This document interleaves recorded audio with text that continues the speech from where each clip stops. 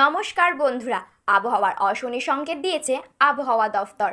চলতি মাসের দুরন্ত গতিতে ভয়ঙ্কর তাণ্ডবলীলা দেখাতে বাংলার দিকে ধেয়ে আসছে দানবীয় আকৃতির একটি শক্তিশালী ঘূর্ণিঝড়। রিপোর্ট বলছে আমফানের থেকেও শক্তিশালী হবে এই ঘূর্ণিঝড়। তবে প্রকৃতির এই মারাত্মক ধ্বংসলীলার জন্য কতটা ক্ষয়ক্ষতির মুখে পড়তে চলেছে বাংলা? দুরন্ত গতিতে ধেয়ে আসা এই ঘূর্ণিঝড়টি কত কিলোমিটার গতিবেগে আছড়ে পড়তে চলেছে বাংলার বুকে? কোন কোন জেলাগুলিতে চলবে তাণ্ডবলীলা? এই ভয়ঙ্কর বিপদের সম্মুখীন হতে চলেছে বঙ্গবাসী। এই নিয়ে কি জানা যাচ্ছে এই মুহূর্তে জানিয়ে দেব সম্পূর্ণ বিস্তারিত ভিডিওতে।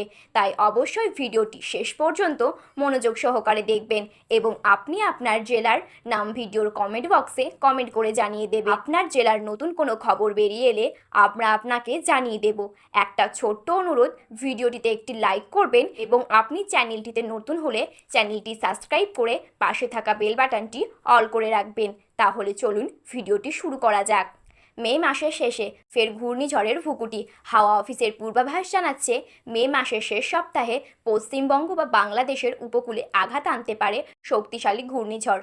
বাংলার উপকূলবর্তী জেলাগুলিতে এর প্রভাব পড়তে পারে বলে মনে করা হচ্ছে। ঘূর্ণিঝড়ের আদর্শ পূর্বেশ হচ্ছে বঙ্গোপসাগরে। মনে করা হচ্ছে 20 মিনিটের মধ্যেই গভীর নিম্নচাপে ঘনীভূত হয়ে ঘূর্ণিঝড়ের চেহারা নিতে পারে। তবে এর গতিপথ অভিমুখ কোন দিকে হতে পারে এখনও জানা যায়নি। প্রাথমিকভাবে অনুমান করা হচ্ছে আমফানের থেকেও বিধ্বংসী হতে পারে এই ঘূর্ণিঝড়টি।